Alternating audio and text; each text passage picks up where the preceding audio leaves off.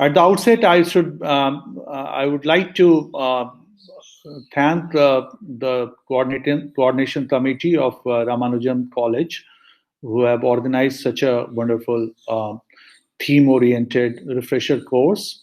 I have been asked to speak about the Constitution of India, which is very close to my heart, and I have been given the topic like constitutional provisions. So I just tried to broaden it and tried to contextualize it in the context of Indian democracy. So my title, as you can see on the screen, is The Indian Constitution and Democracy. And I'm referring to certain texts for my presentation. One is, of course, Granville Austin, The Indian Constitution, Cornerstone of a Nation, which is a classic, all-time classic, which gives you a very good idea about the Constituent Assembly, the way Constituent Assembly was formed, the way Constituent Assembly worked, who were the members of the Constituent Assembly who were very active, what was the role of B.N. Rao, the constitutional advisor, and also another book by Austin, which talks about the processes, which talks about how the constitutional provisions have been grounded, have been put on the ground, and how they have been worked through by the political leadership of India, successive political regimes of India, and how the constitutional provisions have worked out or have not worked out, or how the Constitution has provided a solution to the numerous problems, numerous challenges which the democracy in India has faced in its 7 decades of existence. That book is quite old one. I think Granville Austin published in 1999. But then some of the issues which he raised, that's a kind of a constitutional history. So Granville Austin 2 book I have referred, and then I'm referring to Madhav Khosla, The Indian Constitution, Oxford University Press, and I'm also referring to Madhav Khosla, India's Founding Movement. I'm also using, and that's not here on the screen, I'm also using the Oxford Handbook of the Indian Constitution, which is edited by Sujit Chaudhary, Madhav Khosla, and Pratap Bhanu Mehta. So the Oxford Handbook of the Indian Constitution. So these are the 5 texts which I'm going to use for my presentation. Let us think about the Constituent Assembly. The Constituent Assembly, you think about like Constituent Assembly, the first thing which strikes you about its composition, and also about the how did it come into existence. So it came into existence as a result of the Independence Act 1947, which was passed by the British Parliament. And there has been some question mark about the composition of the Constituent Assembly. When you read the text, you find that most of the members of the Constituent Assembly, especially after partition, they belonged to the Congress party. They were, because after the partition, the Muslim League left, and because the members were elected on an indirect basis, and it was based on communal electorate, separate communal electorate, and limited franchise, only 20 to 25% people had the right to vote. So obviously, there was always a question mark about the representativeness of the Constituent Assembly. But at the same time, if you refer to the Constituent Assembly members, there were so many ideological voices, there were so many different ideas which were reflected during the Constituent Assembly debates. So it was not that it was a very homogeneous body, and they all were speaking in the same voice, and there was a kind of a consensus among all the members. And also there has been another criticism. So one criticism, as I told you, would be that the Constituent Assembly was very much a homogeneous body. It consisted of only the Congress members. It consisted of the members who were not elected on a direct franchise, universal franchise. They were elected on a basis of limited franchise, and they were elected on the basis of separate communal electorate. Another objection or another criticism of the Constituent Assembly would be that the members from the princely states, 93 members, they were nominated by the princely rulers. So by no means they were elected, whether directly or indirectly. They were nominated by the princely rulers. And as you know, 1/3 of India was almost like princely states. and British India was 2/3, and there were more than 560 princely states. Some people would say 562. Maurice Jones would say 562. Some people would say 565. A.G. Noorani would say 565. Somebody would say 553. But never all people agree that there were more than 550 princely states.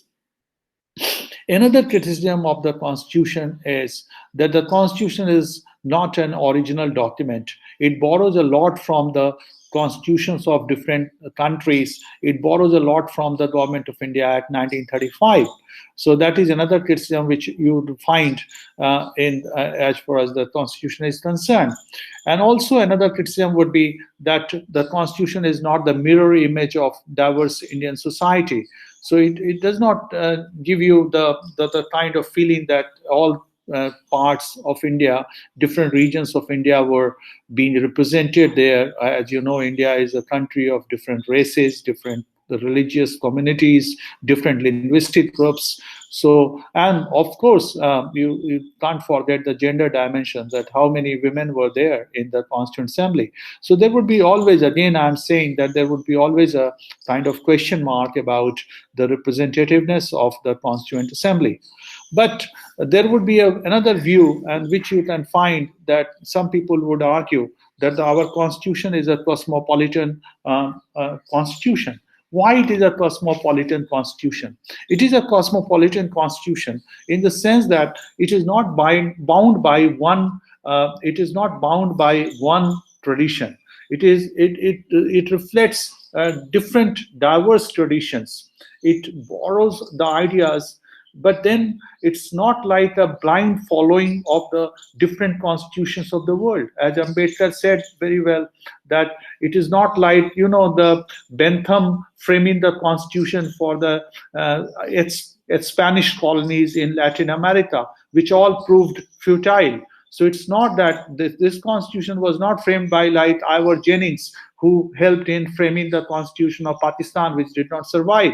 So it is a constitution which was framed by Indians, and those who were, of course, Western trained, who were enamored by the Western values, the modern values, modern constitutional principles. But at the same time, they were also well healed, or they were well transversed with the Indian tradition.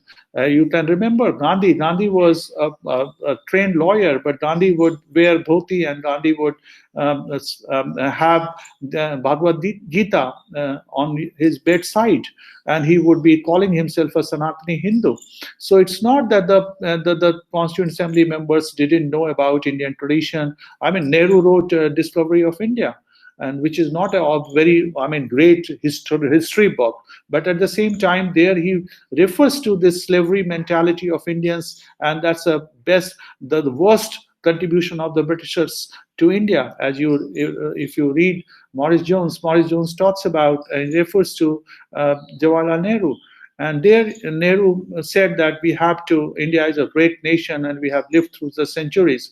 And then, so it would not be wrong, it would not be good to say that Indian constitution is just a blind following of the British constitution or Irish constitution. Of course, our presidency is taken from Ireland, and our parliamentary system is from Britain, our due process is from America, our fundamental rights provisions are very much influenced by the American Constitution, our dietary principles are very much influenced by Irish Constitution, as well as the directives 1935 Act. So all those things are there. But at the same time, when you read the Constitution, you also find that there is certain degree of Indianness among them. There is always an attempt to adapt those provisions to Indian situation. And that's why Indian Constitution has survived. I mean, if you see the average life of a constitution all over the world, as Madhav Khosla points out, it has been only 17 years. And of course, you have American Constitution, which has survived for 234 years. But at the same time, on an average, the Constitution of any country has survived only for only for 19 years. I'm sorry, 19 years. So that way, the Indian Constitution has been remarkably well. I always tell my students, and you all must be teaching also this course. I always say that whenever you read the foreign authors, the experts teaching in foreign universities, and those who are not Indians, they would always refer to 1950 Constitution. Why do they do that? They do that because they are accustomed to have many constitutions in different countries. Just see our neighborly country like Pakistan or Bangladesh, how many constitutions they have had, and how long their constitutions have survived. In Pakistan, I think that they were able to frame their constitution only in 1956, which did not survive even for 3 years. I mean, more than 3 years. I think 1959, if I'm correct, 1959 or 1960, Ayub Khan took over, and the constitution was overthrown. So every ruler would come. In Bangladesh also, Mujibur Rahman was there, 1975. That constitution was overthrown and another constitution came. So constitutions keep coming there. In Africa, in Latin America, if you see, these countries have had so many constitutions. But Indian constitution has survived. And of course, you can always say that there have been so many constitutional amendments. But these constitutional amendments, I remember Granville Austin coming to our department in 2080, and he said, and he has written also in India Today, I think you can check it on the website. He said that only 12 constitutional amendments have been substantive amendments. Most other amendments have been like a window dressing exercise. They are not like substantive amendments. So even if there have been more than 100 amendments in the Constitution of India, the basic character of the Constitution, the founding principles of the Constitution have remained intact. Another thing I would like to say, that Indian Constitution can be considered as a cosmopolitan constitution, because not only that it is not bound by any particular tradition. Here on the screen you are saying diverse. It should have been particular tradition. It reflects diverse traditions, diverse constitutional traditions all over the world. It also reflects the universal values like liberty, equality, and fraternity. Fraternity, as you know, Article 51 talks about fraternity. The preamble also talks about fraternity. Liberty finds space in the preamble, and also it finds space in the Article 19. Then you have the liberty, equality, justice, social justice, economic justice, and political justice that you find in the preamble, you find in the dietary principles, especially Article 38 and 39, which is very much with regard to how the economy can be recast, and how a kind of a economy where redistribution of the resources and the gap between the rich and the poor can be minimized. Now, if you refer to the role of the constitution makers, you have to point out that it was not one man body. The Nehru, Ambedkar, Maulana Azad, Sardar Patel, Rajendra Prasad, I mean, Austin, if you read Austin says that they formed a kind of an oligarchy. But of course, there were other people also. Govind Seth was there, then Iyengar was there, then I think I remember Govind Vallabh Pant was there, then this Bose, Sarat Chandra Bose was there, so many people. If you go through the Constituent Assembly debates, it's one of the most enriched debate, and that is a debate which you should be following, which should be followed all over the world if you really think about a new democracy. And there were so many people who really contributed. Aladi Ramaswamy, so many people were there who contributed to the making of the constitution. So I would like to slightly differ from Austin, that he gives so much importance to Nehru, Ambedkar, Azad, Patel, and Prasad. I would say that there were so many other. Rajkumari Amrit Kaur was there, so Baldev Singh was there, so many people were there. Krishnamachari was there, Iyengar was there, Iyer. Then, so you have the people from South, you have people, K.M. Munshi, who can forget K.M. Munshi? Who can forget Govind Vallabh Pant is speaking about the minorities in the Constituent Assembly, or Govind Seth, who was talking about Article 25. So all these, you had conservative people, you had the Gandhians, you had the left-wing people, so socialist, the conservative, and also the most of the people having middle ideological ground. So it was not a kind of a, it was a constituent assembly where people were from Congress, but as you know, Congress was always an umbrella party. It was always a kind of a rainbow coalition. You had 1934 Congress Socialist Party. In 1924, you had the Congress Swaraj Party. So there would be parties within party. So Congress was like a rainbow coalition. It was a social coalitional support base as well as ideological coalitional support base. So that kind of thing was there. You read Rajni Kochari, you read Morris Jones, one party dominant system or the Congress system, how the Congress was, it started as a kind of a platform, went on to become a pressure group, and then became a movement under the leadership of Gandhi. So there, Nehru, I mean, I have quoted something. Nehru says, I tremble a little and feel overwhelmed by the mighty task of framing the constitution. Nehru was one who thought it was a revolutionary moment. So though India never had a kind of a bourgeois revolution or a democratic revolution like in France in 1789 or 1688 Britain, Glorious Revolution, or 1771, 1773 American War of Independence, but at the same time, there was a departure. And here I would like to say something. This charge about Indian Constitution copying or cut and paste job or copying from the different documents. In legal document, if you have some idea about law, the words do not count much. It's the value, the weightage. Different words have different weightage. For example, just see the Constitution. The dietary principles do not have the same weight as the fundamental rights provision. Article 13 and 37 make it very clear. So in the legal terms, the democratic departure is very important. 1935 Act was, at the end of the day, it was an instrument which was framed by the colonial power to serve its own goal. But 1949, when the Constitution is framed, I'm not undermining the importance of 1935 Act. Of course, we know that 1935 Act was the guiding law, it gave a legal framework to India between 1937 to, I would say, 1949. So even in independent India, by the time we had our own constitution, it was the Government of India Act 1935, which was providing the legal framework. But at the same time, to give so much importance to 1935 Act, or to refer to 1919 Act, Diarchy, or 1909, or refer to 1882, this local government, Lord Ripon and all, that would be something which would not be very fair.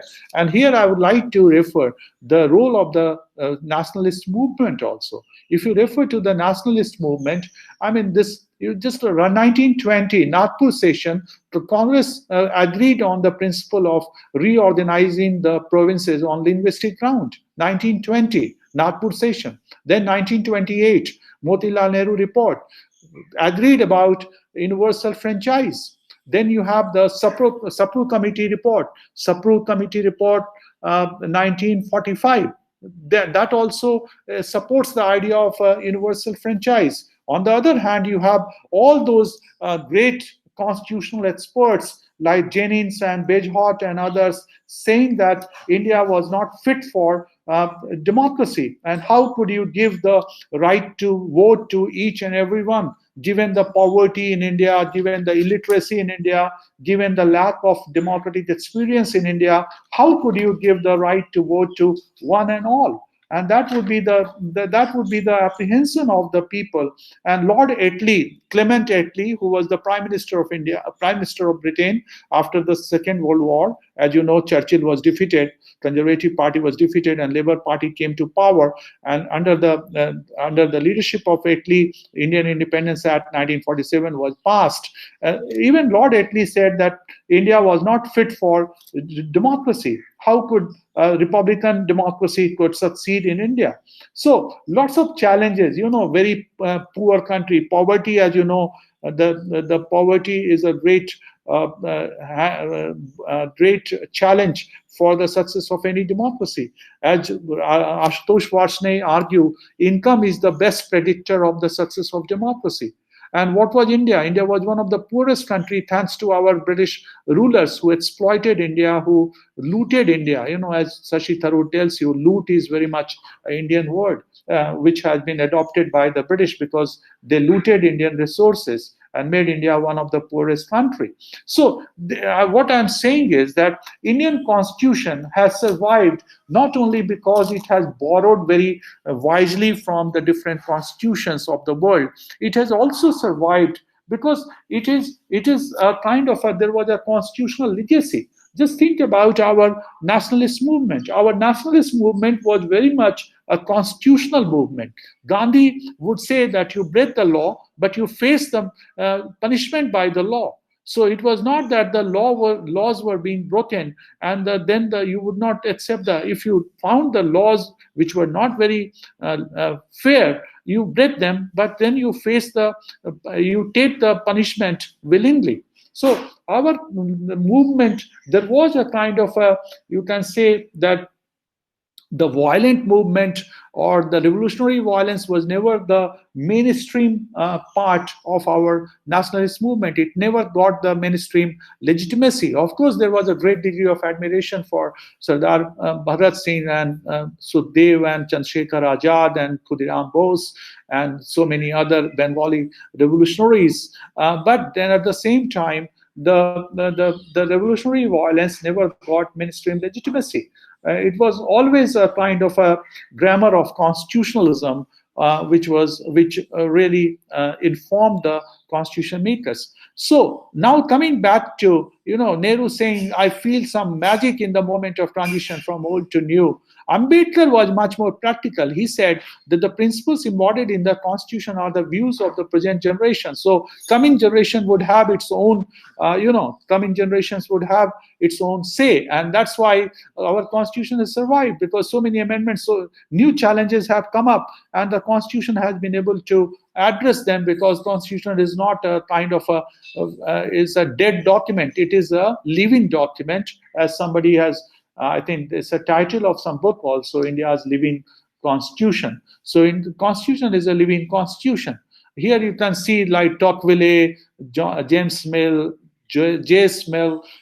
Tocqueville was talking about American democracy in 19th century as the model democracy. So some people can argue, and many people, I'm one who would argue that Indian democracy was a model democracy for the 20th century, because so many challenges. You can talk about the illiteracy, the lack of literacy, lack of prosperity, no welfare measures, the very inegalitarian social structure, so much diversity, partition anxiety, communal bloodbath, anti-Hindi movement in the South. So many things were going, and some people, it was like every Westerners, they had a sense of amazement, because if you refer to like people, they would say that Indian democracy would not survive. What to talk about Indian democracy? Indian nation state would not survive.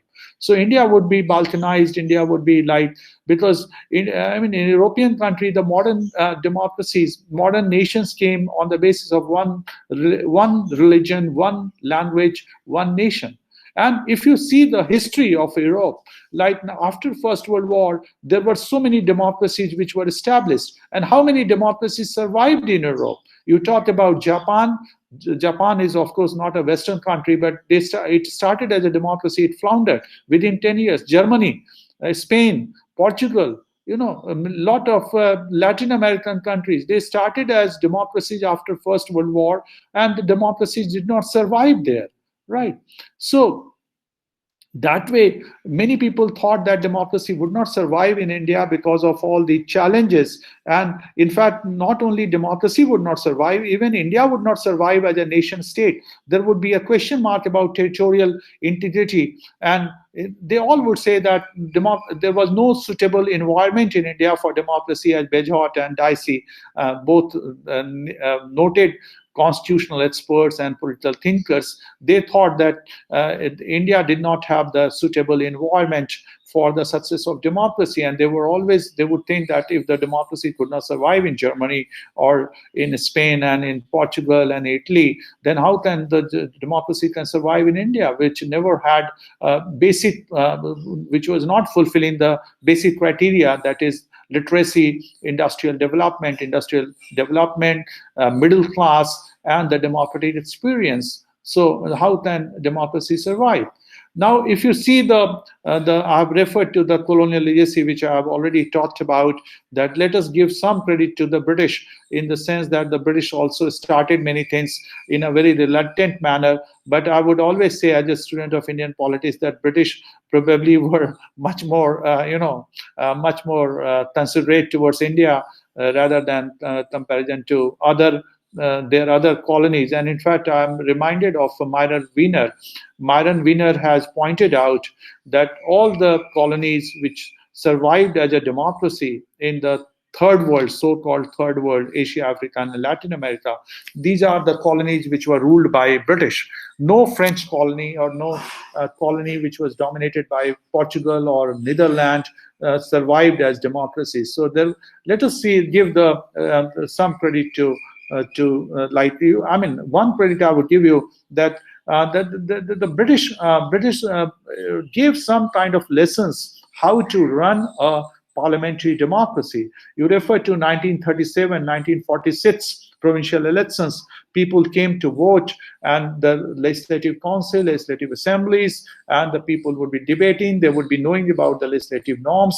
So when India became independent, the Indian rulers would know, Indian lawmakers would know the conventions of the constitution. And in fact, you must be knowing that Indian parliament was considered as a model parliament at that time. Some experts said that Indian parliament was better than British parliament.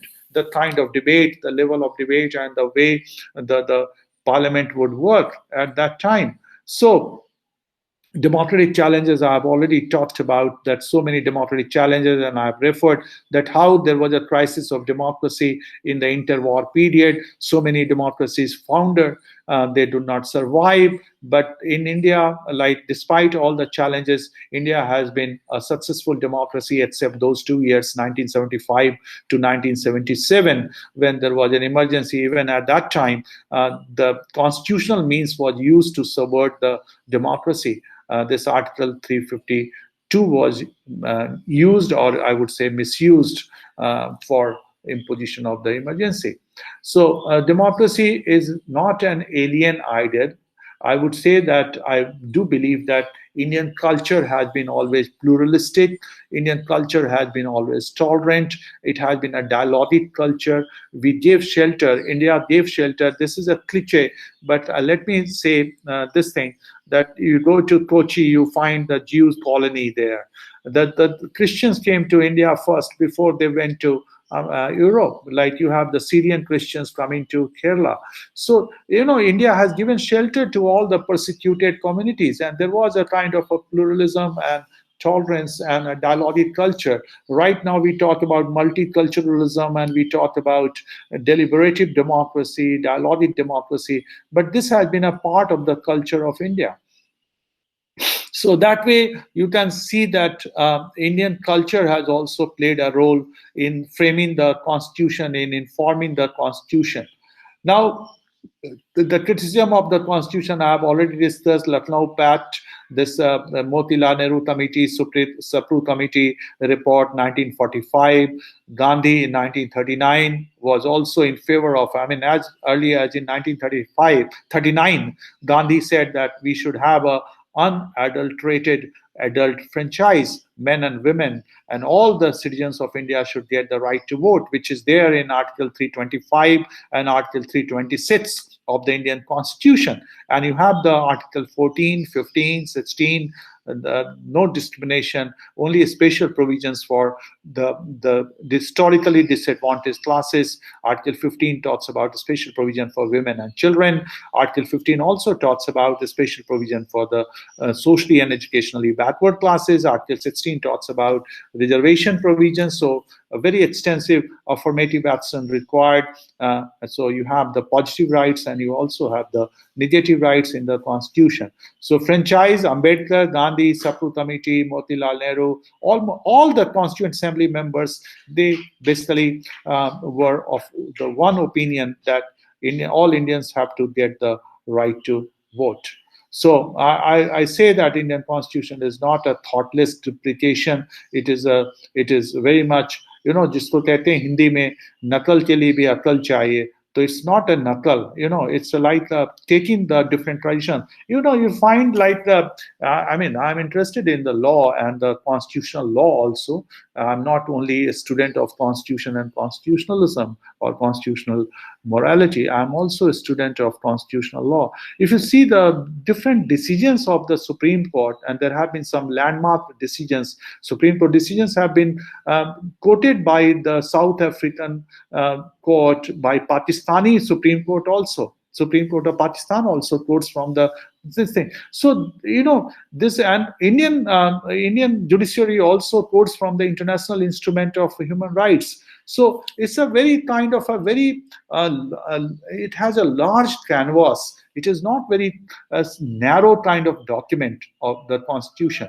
So the Constitution, the constitutional genius, really, because if you can think of India of 2021, India had changed so much. India, you just imagine India of 1947 and India of 2021. So many challenges have come up which were never thought about which could not have been thought about by the constitution makers. They could not really think about all those challenges which have come up in the 70 years of India's democratic career.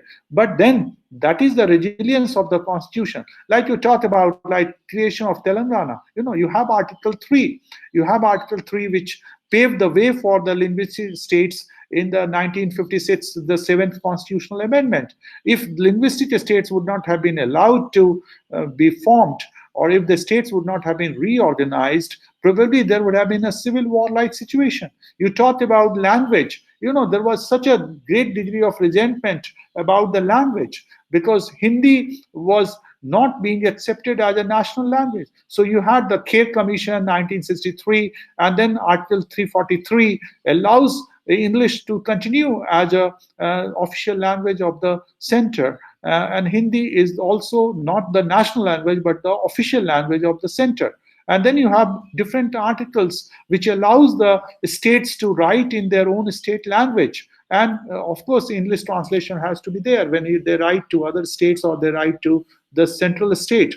So language issue was there. And then you had the 8th schedule, and now you have 22 languages there. So this is something which shows the sagacity of the constitution makers, that they could foresee some of the challenges which were simmering at that time. Though we all know that Constituent Assembly, you had this Dar Commission, you had the JVP Committee, Jawaharlal Nehru, Vallabhbhai Patel, and Patabi Sitaramaiah. They did not accept the idea of formation of linguistic states. But then, when the challenges became very difficult to handle, then Article 3 and 4 were there to form the new states, and that resolved the problem. So that is just one example I am giving you. Sikkim became part of India on the basis of Article 2. So, and then you have the asymmetrical federal provisions to how to accommodate the different ethnic diversity. Article 371. Then you have Schedule 5, Schedule 6 talks about the tribal states, the tribal areas, autonomous districts, and special power to the governor to help out the tribal people. So there was always this effort that to recognize, I always say, and remember my words, I always tell this in my all lectures which I deliver, even to my students, to the young faculty members like you. I always say that Indian Constitution stands out for me for not only it recognizes the differences, it also accommodates the differences, and it gives representation to the differences. Accommodates the differences in the sense that you have the special rights for the linguistic minorities, for the religious minorities. Article 29, Article 30 talks about 350A, how the linguistic minorities students can be given primary education in their mother tongue. And then you have other provisions also of the Constitution, which gives representation to the differences, like 330, which makes the provision for the reservation for the scheduled caste, scheduled tribe in the Lok Sabha, and Article 332, which gives representation to the scheduled caste and scheduled tribe in the Vidhan Sabha. In the assembly. And then you have this 243, this 73rd constitutional amendment 1992, implemented in 1993, which gave the representation to the women, most accepted, I think, and the reservation also to the scheduled caste and scheduled tribes in accordance with their proportion in the population. And in fact, women reservation is something which is hanging fire since 1996. But we hope that sooner or later it would be passed. It is not dead. It is very much there. It has been passed by the Rajya Sabha, and it can be passed by the Lok Sabha any time, and it can become a law. But even then, the women representation is increasing. So the Constitution not only recognizes the differences.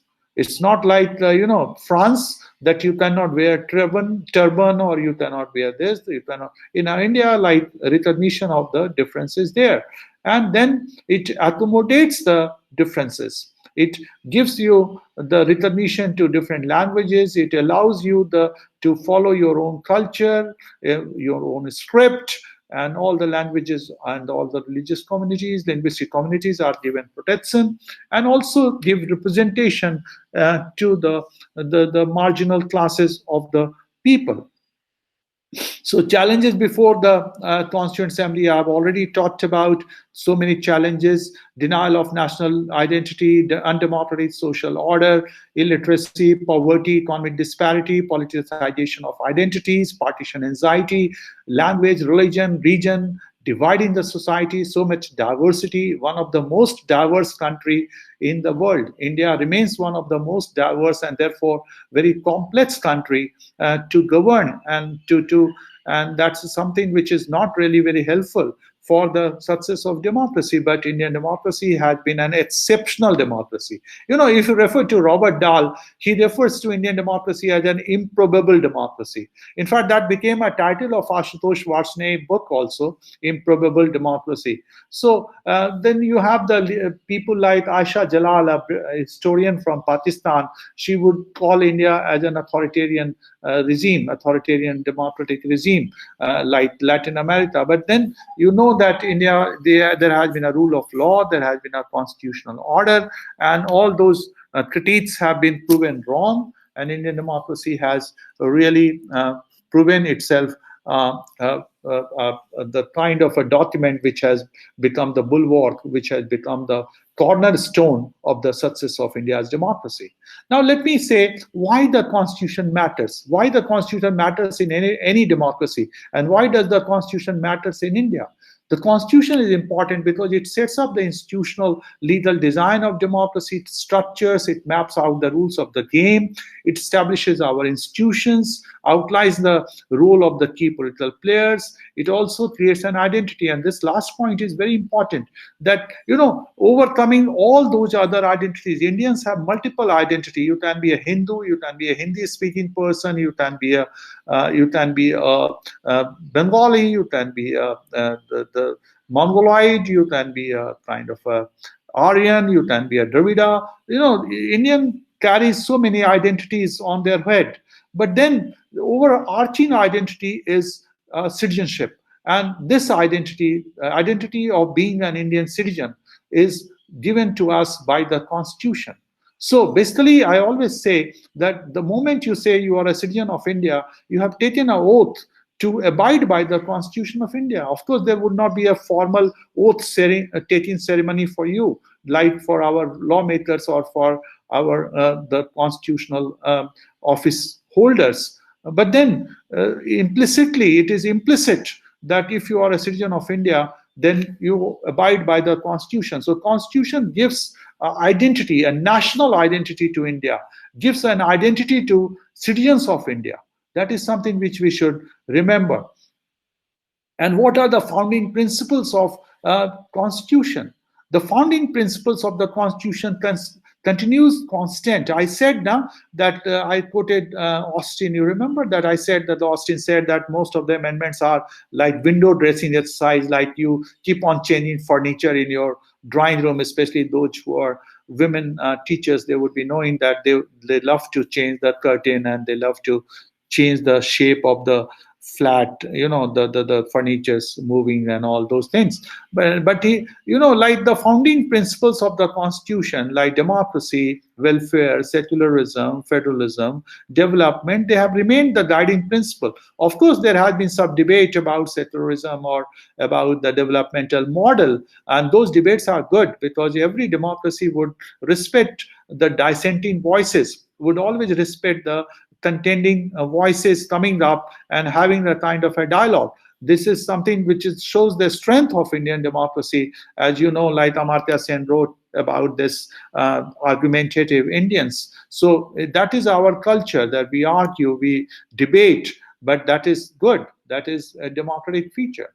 But so dominant concerns of the constitution makers, they have been fulfilled or not? Let us think about it. Democratic institutions, all the democratic institutions are in place. India is a kind of India has everything you talk about.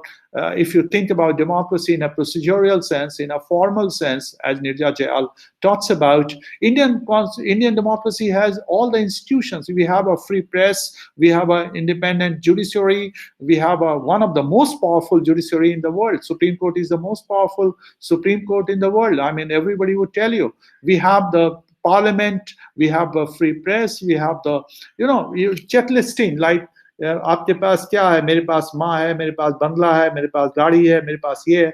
So you can always think about Indian democracy. Of course, वहाँ माँ नहीं थी मेरे ख्याल में. That was the dialogue, no? Anyway, so Indian democracy has all those things. Like Indian democracy has rule of law, it has a rational legal bureaucracy, it has a parliament, it has a independent judiciary, it has a kind of a more than one party. You talk about political participation. Robert Dahl talks about participation and contestation. India has a very high level of participation, electoral participation. You can see during this Corona time also in West Bengal, people are coming. In Tamil Nadu, you saw. In Kerala, you saw. Nobody is afraid. People come out. It's wrong to say, it's wrong to blame only the politicians. The people also want to connect, and they want to come. And they all are not coming for money's sake.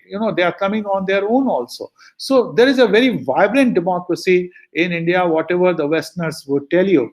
But you can see that India is a successful electoral democracy. India is a successful institutional democracy. So that way, constitution makers have succeeded. Constitution makers have also succeeded to maintain national unity and integrity. That was a great concern of India, because India was partitioned. When the constitution was being framed, the Delhi was facing communal riots. And so there was always this apprehension whether India would survive as a integrated state, the territorial integrity of India would survive. And there you find in the constitution, whether you refer to Article 19, you refer to Article 25, they all are subject to national security. So India is a very much such security conscious state.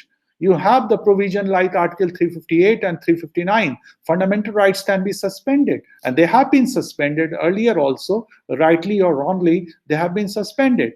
In fact, 44th Amendment said that the fundamental rights given under Article 20 and 21 can never be suspended. Otherwise, so this has been fulfilled. India has remained united. India has remained integrated. Territorial integrity, sovereignty of India has remained intact. India is a very powerful country. You saw in the case of the mighty China, Indian state stood up, and Indian state gave some lessons, tough lessons to China, which has not been possible for even Japan or say all these Southeast Asian countries, the neighborly countries. Even America has been found fumbling, but Indian forces stood up and it was an eyeball to eyeball confrontation. So that is something which has happened. And national integrity, national unity has been possible because the constitution, as I said, recognizes the differences but accommodates the differences also. And it is a pluralist document. It recognizes pluralism and accommodates pluralism, and it is a tolerant, shows us, teaches us to be tolerant of different communities, different groups. And it talks about the community rights also. That is very important because Indian constitution is a liberal constitution, but at the same time, unlike the other liberal constitutions of the world, in India, the rights are not given only to the individuals. Rights are also given to the communities because Indians believe in communities. Indian believes in community rights. The moment you say that I am this, you also say I am a Brahmin or I am a Punjabi, I am like this. So I'm a Kaistha. So you always say like this. That is the way we Indians are trained to. So we always think in terms of our community. You think about your family. So that is something which has been recognized. Caste, of course, has been recognized in a different way. It has not been recognized as a kind of a marker of a citizenship, but those communities which suffered historically for centuries, the constitution comes out with most comprehensive affirmative policy proposals. And in fact, Article 17 makes the untouchability a criminal offense, the practice of untouchability as a criminal offense. Article 15 doesn't allow you to use discrimination in the public places. So social revolution, like Austin we are talking about, Granville Austin talks about seamless web, the three strands of the Constitution. They refer to three things. Austin says that the Constitution makers were concerned with democracy, that how democracy to be strengthened. They were also concerned how India can remain united. And third was the social change. He talks about social revolution. So all these features have been fulfilled. India is not the same India. Untouchability is hardly there. I mean, it's not there. The poorer classes, the so-called lower caste people have come up in big number. You read Jaffarlo talks about silent revolution and how the electoral route has empowered the historically disadvantaged groups, and you have all kind of parties which have come up, state level parties which recognizes the differences and also give representation to the marginal communities, whether they are marginal community in a regional sense or in a caste sense or in a class sense. Like Article 38, if you read it carefully, it doesn't talk about only the need to bridge the class inequality. It also talks about the need to bridge the regional inequality. So remote regions, underdeveloped regions. So you have the Indian model of federalism, affirmative action, secularism, constitutional review provisions, which makes it very possible for. Then you refer to, I've been asked to speak about the constitutional framework. So what are the features I would like to take? Federalism, just take, I would say Indian model of federalism. Indian model of federalism. Why I say Indian model of federalism?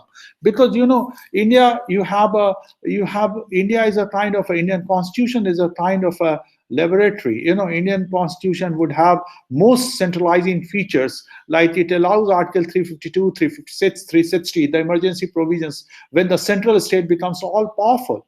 Article 352, fundamental rights can be suspended. The state legislature, the parliament can make a law on all the state subjects. Then the executive, the president of India, can give direction to the state government, even on those subjects which are under the purview of the state government under 7th schedule.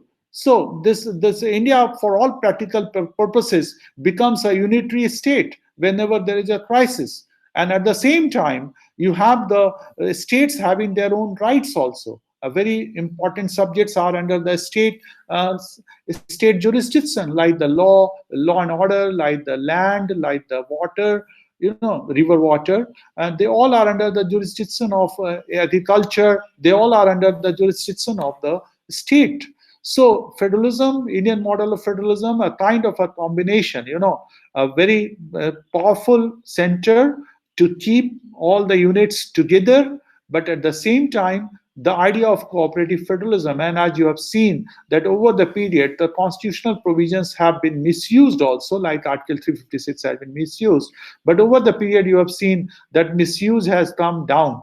Now you don't have very easily imposition of Article 356 and inconvenient state governments being dismissed on the basis of Article 356, as was happening in the 70s or the 80s. Right, Janata Party coming to power, dismissing all the Congress government, then Indira Gandhi coming back to power 1980, dismissing all the Janata Party government. Those kind of things are all 1957. That's a blot on Nehru, that the communist government was dismissed in 1957 in Kerala, misusing Article 356. That is not happening now. So federalism has become strengthened, and there has been a federalization of Indian democracy. Yeah.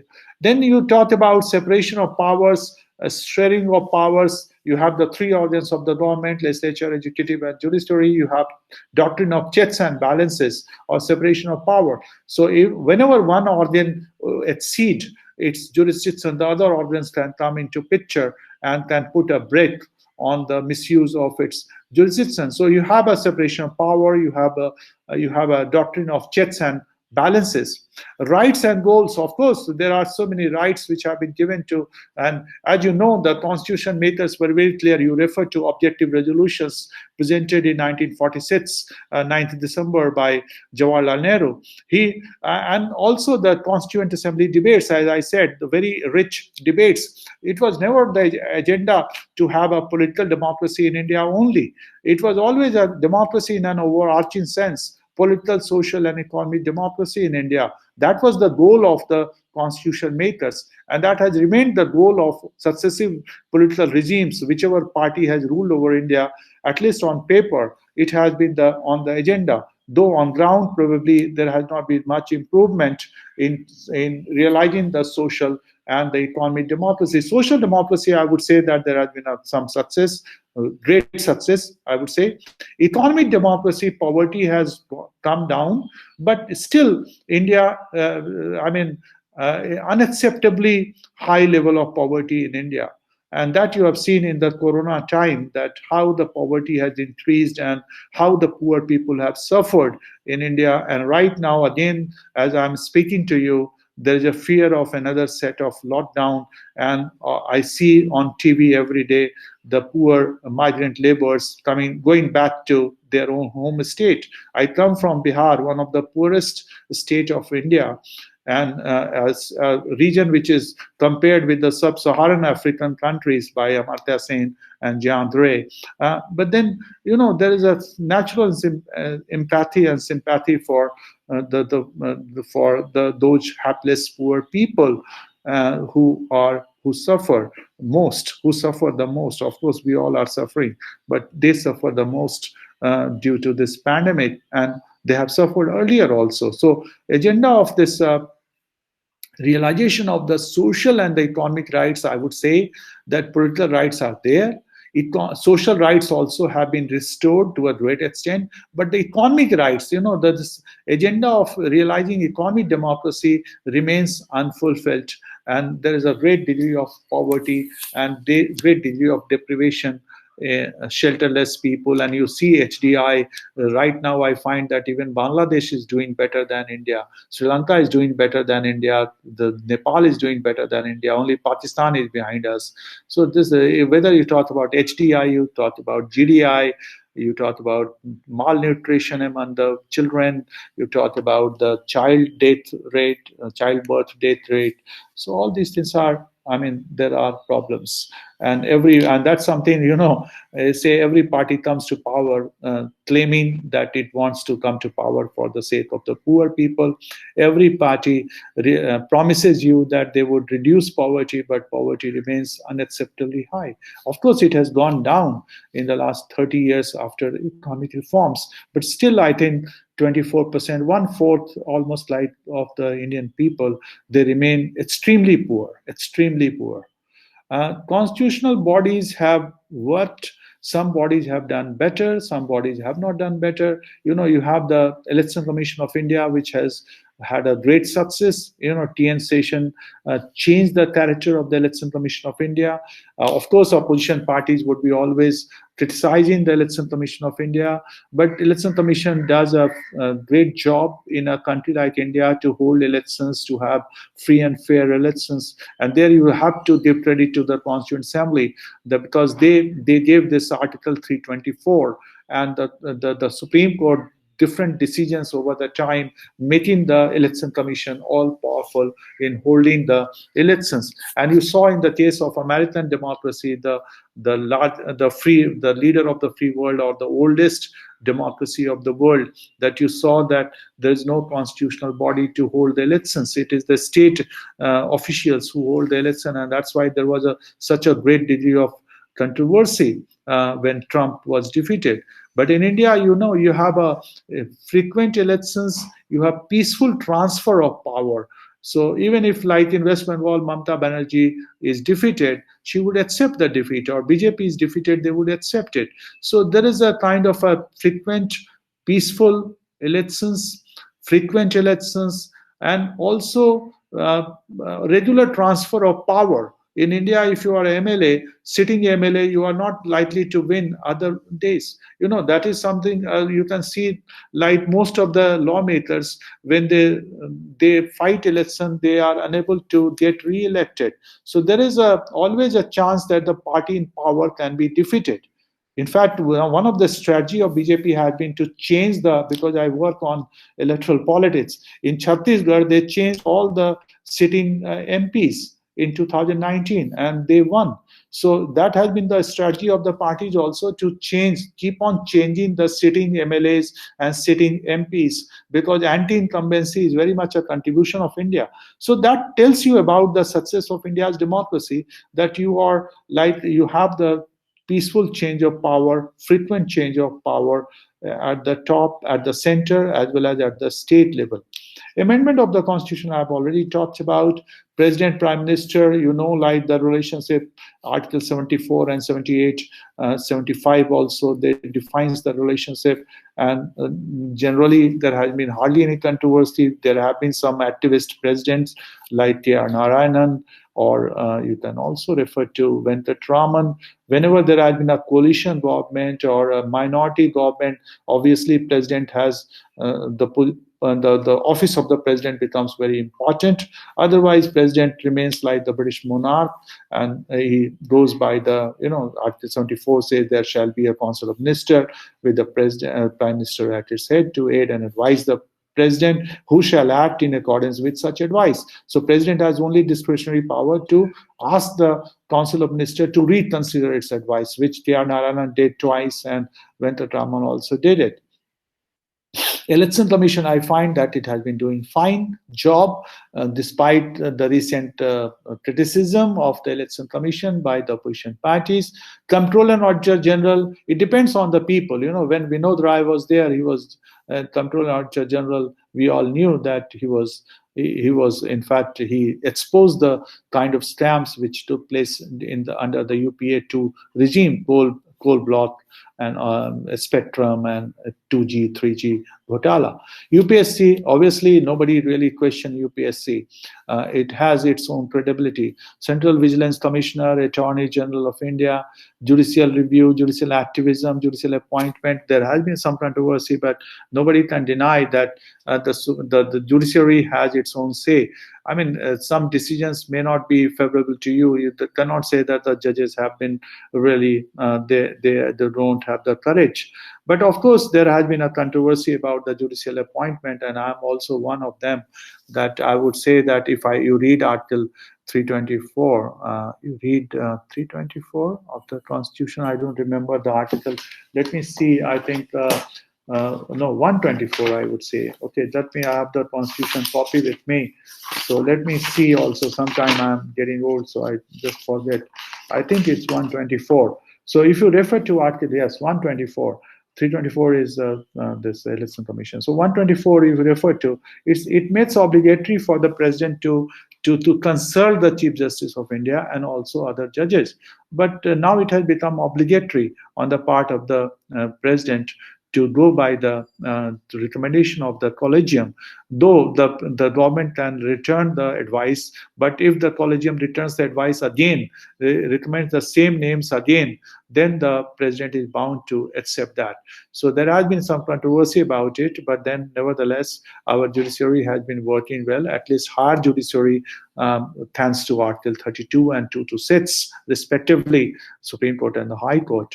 They have been able to protect the fundamental rights, as you have seen again and again. Of course, there have been some lacunas that has been there, but you remember that it always happens. Even earlier, you had the ADM's ADM Shukla versus Jabalpur, ADM Jabalpur versus Shukla case during the emergency time when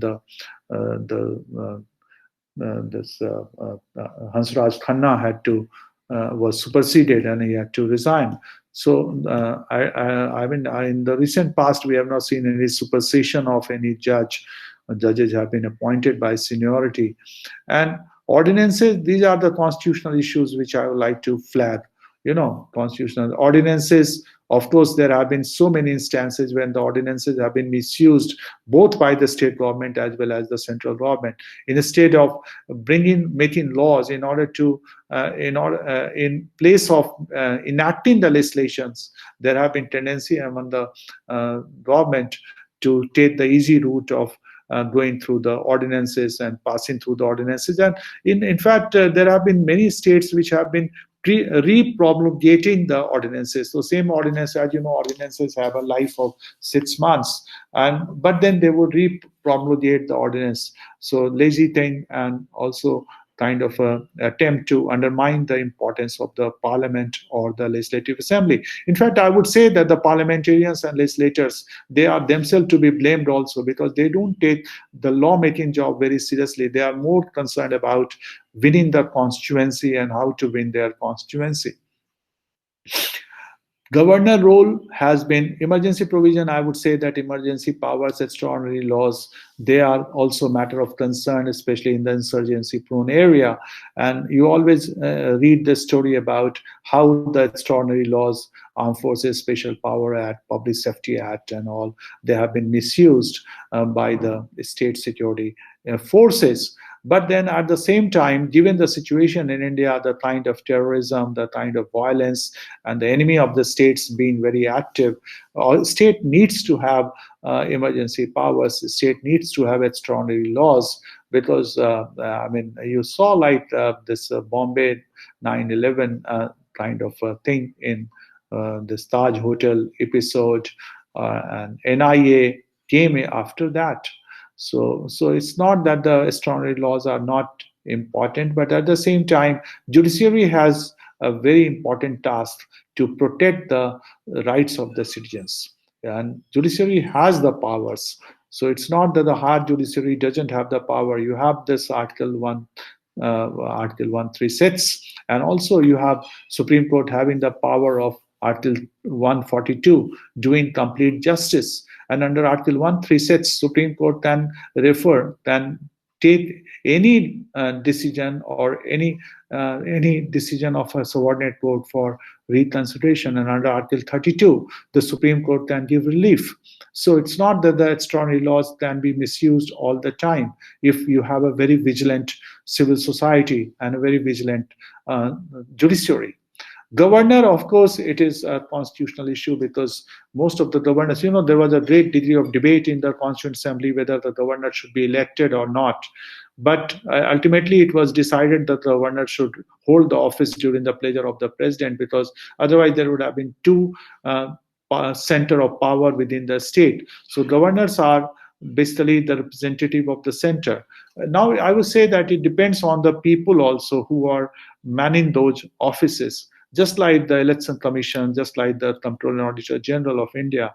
Like if you have the people who have a sense of constitutional propriety, you have the people who have got the character, who have the moral courage, who believe in constitutional morality, then probably you would not have any problem. So there have been governors who have been first-rate governors, and there have been governors who have been very controversial and who have been very partisan in their functioning, and that has created a trouble between contention between the center and the state. So ordinances are a issue, a contentious issue. Misuse of the ordinances are rampant. Then extraordinary laws, again a major issue, and the extraordinary laws empowers the state, and then in the process there is always a danger of the violation of the rights of the citizens.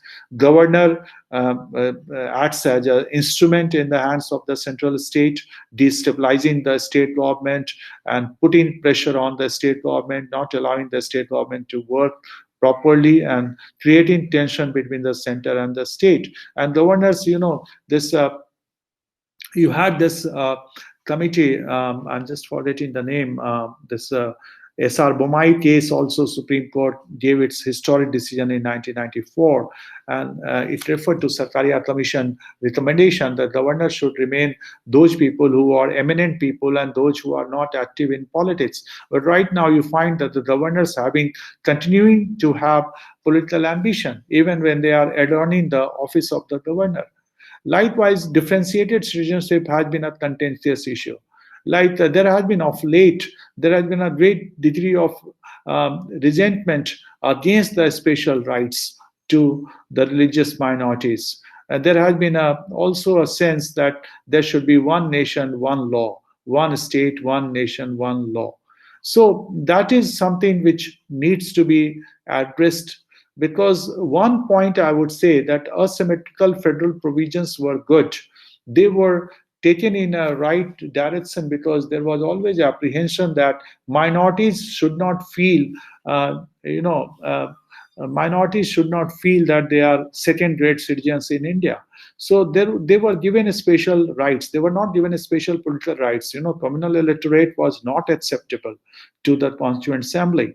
But then nowadays, like many people think that this citizenship thing, giving special powers, and there is some issue also that, like, if you are a tribal in Bodoland, if you are a non-Bodo tribe, you do not get the special rights which the tribal people of Bodos they get. So differentiated citizenship has been an issue, as you saw in the case of this CAA also.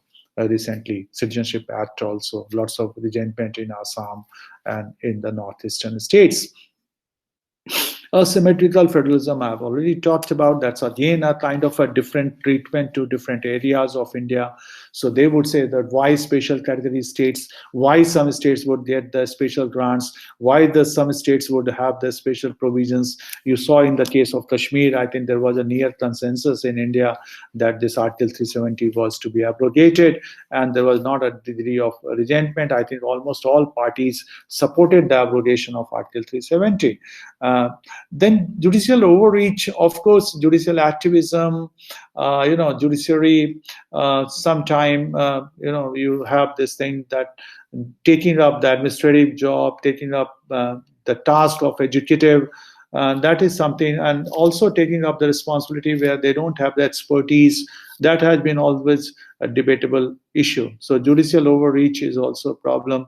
Decline of the parliament, yes, parliament is not working well. Parliamentarians are not interested in the lawmaking bodies. Basically, the parliamentary committees work, and there are very few people who are really doing the lawmaking job. So of late, Parliament has started working, but in the recent times, you have seen lots of disturbances in the Parliament, parliamentarians sitting outside, lots of hooligans, and lots of So the prestige of the Parliament has gone down. There's no doubt about it, and there has been this decline of Parliament thesis, which has been very much now being spoken about. Like Valerian Rodriguez wrote a book also about decline of the Parliament. So Parliament is becoming more and more representative, as Jafar Low was tell you. The OBCs are in great number in the Parliament, but at the same time, Parliament is, in terms of its working, Parliament has not been working to the level which is desirable. Too powerful executive, yes. Of late, we have been talking about a powerful executive like single party majority government and a powerful leader at the helm of the affair. But at the same time, we should remember that when we had a coalition government, then we also complained about weak executive. So, I mean, this is something a two-edged sword, whether we should have a powerful executive or we should have a weak executive or we should have a coalition government. So stability for the sake of stability, for the image of India abroad, and for the consistency in the policies, and for the confidence of the market in the government, I think we need a powerful executive, we need a stable government, we need a one party having the majority. Of course, one party cannot have the majority all the time. There is always a possibility of change of political power and elections becoming a great reality. Electoral reforms is a major constitutional issue. The role of the serious money in the elections, this electoral bonds being questioned, one party getting almost all the electoral funding by the corporate houses, and give and take kind of a tendency, or the kind of this crony capitalism we are hearing. And this has been a great problem, because, and this is not only the BJP government, even in the Congress government, you would hear about all these corporate jars having undue influence over the policy making, and how the banks were defrauded, and how the bank loans were skyrocketed, and how the banks would give the bad loans knowing fully well under the political pressure. So there has been a need to have a greater electoral reforms. I would say that the role of the violence in electoral politics has come down. Now you don't have that much of killings and all, but at the same time, this money thing, and most of the parliamentarians are millionaire or even billionaire.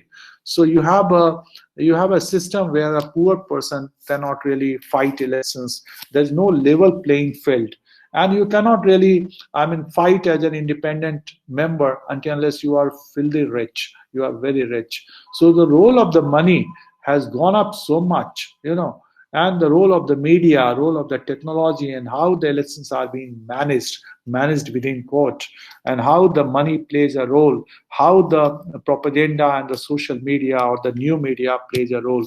So we need to strengthen the Election Commission of India. We need to bring in much needed electoral reforms, code of conduct. Why criminals are still being allowed to contest? Why the criminals are winning the elections?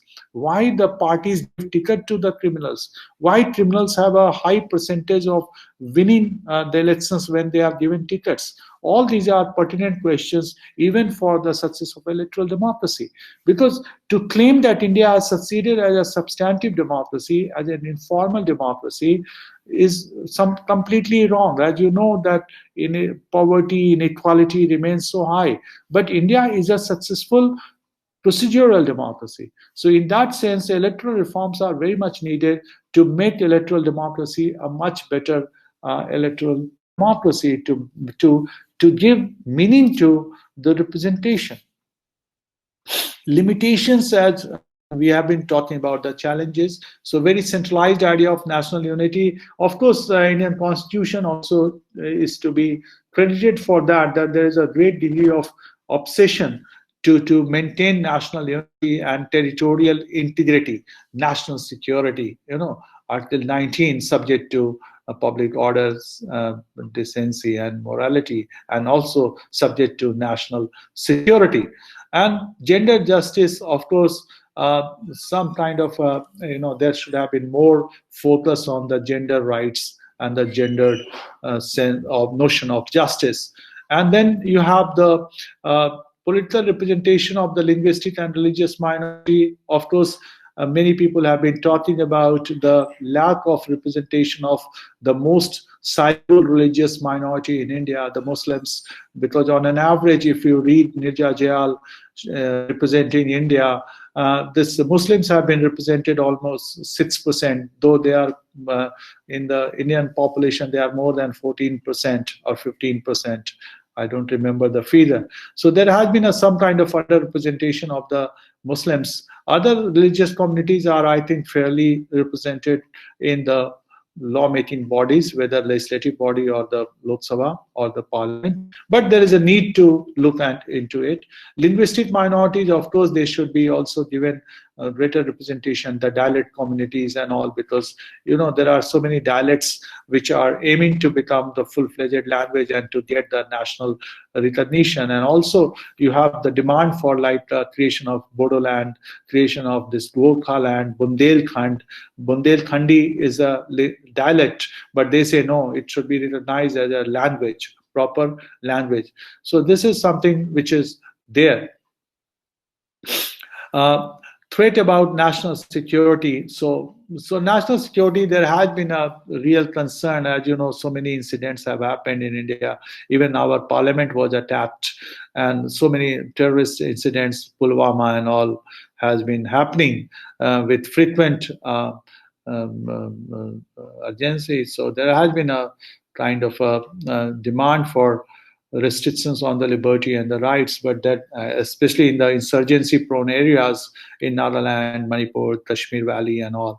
And that results into rightless people, because people suffer, they suffer at the hands of the militants, and they also suffer at the hands of the security forces, because this extraordinary law puts some restrictions on the liberty and the rights.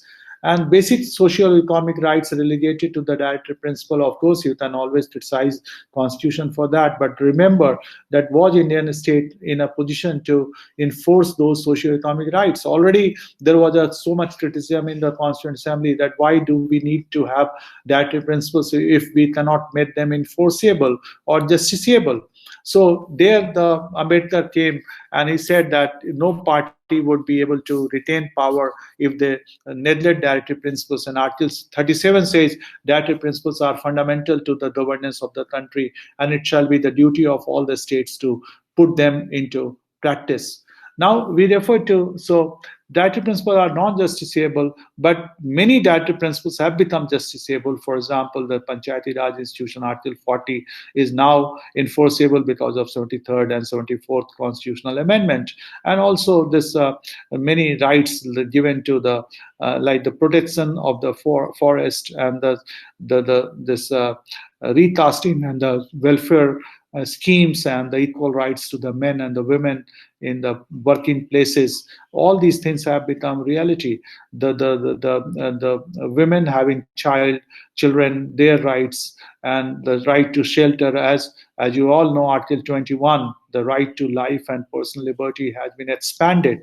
Right now you have Article 21A, which has made enforceable Article 45, the original Article 45, the right to education to the children. So individual rights subordinated to the rights of communities. Sometime you refer to Shah Bano case, 1986. Yes. Sometime you feel that you have the Sabrimala temple issue. You have many issues which are coming up, Shah Bano, Guria, and this another case. So many cases are there where you find that the community rights trump the individual rights, which is not good. I think as a liberal constitution, as a liberal democracy, whenever there is a conflict between the rights of the communities and the individual rights, I'm of the opinion that individual rights should be prioritized. Individual rights should be prioritized. Individuals should be the locus and the focus of the rights regime. That is my viewpoint, and I think that I should complete my lecture right now. How much time has happened? So if somebody is listening to me, 7:43, so it's already like time. So I would like to say a few more things which I would like to say and discuss with you, and that is something that how to go about it, how to make our democracy a better democracy. I would say that this is very much possible. We can make our democracy a much better democracy by understanding the spirit of the Constitution, by understanding that what are the founding principles of the Constitution and abide by that. We should all become make Indian democracy much better. And I would say one thing again, that no democracy is a perfect democracy. Athenian democracy was also not a perfect democracy, but we can always, make our democracy better. But it would be wrong to say that we don't have a democracy in India, or there is a backsliding of democracy, the term which has become very popular of late, backsliding the democracy. No, democracy can always become a better democracy, but India does have a democracy, and Indian democracy in many ways is much better democracy than many countries of the world. So what we need to do is that the constitution has to be followed, and the constitutional principles, constitutional values, the spirit of the constitution, you say letter and the spirit of the constitution should be learned by heart by all citizens of India. And also, a great responsibility is on those people who hold the high offices, whether it's in the judiciary or in the executive, or in even as a speaker of the Lok Sabha or speaker of the Legislative Assembly. They need to abide by the uh, constitutional morality, what Ambedkar talks about constitutional morality, and citizens also have to follow the constitutional means to secure their rights, and not to use unconstitutional or extra constitutional means to demand their rights. So movement politics is all right, no problem. The citizens protesting, no problem. But there has to be also the perspective not to harm the unity and integrity of India, not to disturb, not to destabilize destabilize the democracy in India. Thank you very much. I finished my lecture, and if there are some questions, probably it would not be possible for me to answer the questions because I'm recording it. But maybe we can see, like, if the questions are referred to me by the organizers, probably I can always take that lecture. Thank you very much.